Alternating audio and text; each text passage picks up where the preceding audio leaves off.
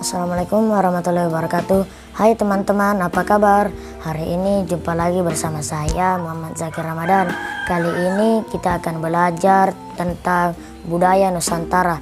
Sebelum kita lanjut, jangan lupa like, komen, share, subscribe, dan jangan lupa nyalakan loncengnya. Oke, kalau sudah kita lanjut. Ada beragam budaya di Indonesia. Keragaman budaya terjadi di antaranya karena masyarakat menyesuaikan dengan lingkungan sekitar. Ada sebuah daerah yang memiliki keunikan budaya berupa rumah betang. Di daerah manakah itu?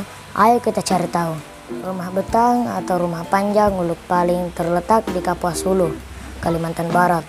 Rumah betang ini berukuran panjang 268 meter, tinggi 5-6 meter, dan memiliki 53 bilik rumah. Menurut data pada tahun 2007, rumah betang Uluk Paling dihuni lebih dari 500 jiwa yang terdiri atas sekitar 130 kepala keluarga.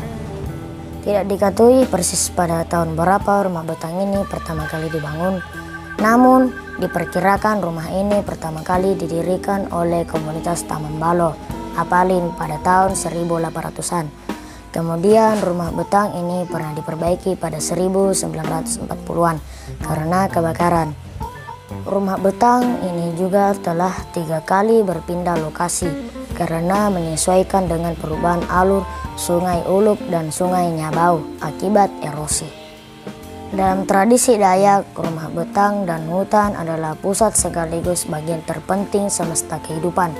Seperti jika kita mengucapkan kata kampung, pulang, rumah betanglah yang diingat oleh masyarakat Dayak. Bagi mereka, rumah betang ini merupakan pemersatu. Di sanalah mereka berkerabat dan bertradisi. Di rumah betanglah tradisi Dayak terpelihara. Rumah betang adalah kekayaan budaya Indonesia. Namun, pada Sabtu 13 September 2014, rumah betang Uluk Paling terbakar. Tidak ada yang tersisa dari rumah betang yang terpanjang dan tertua di Sentero, Kalimantan itu. Masyarakat bersedih karena kehilangan tempat tinggal.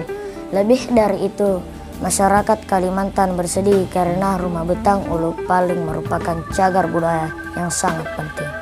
Bentuk rumah adat setiap suku bangsa menyesuaikan kondisi lingkungan alam sekitarnya. Rumah adat Kalimantan biasanya berupa rumah panggung untuk menghindari serangan hewan-hewan liar. Bagaimana dengan rumah adat di daerah teman-teman? Demikianlah pembelajarannya hari ini, semoga bermanfaat.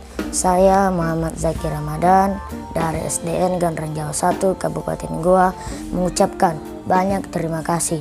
Sampai jumpa pada pembelajaran berikutnya. Wassalamualaikum warahmatullahi wabarakatuh. Dadah.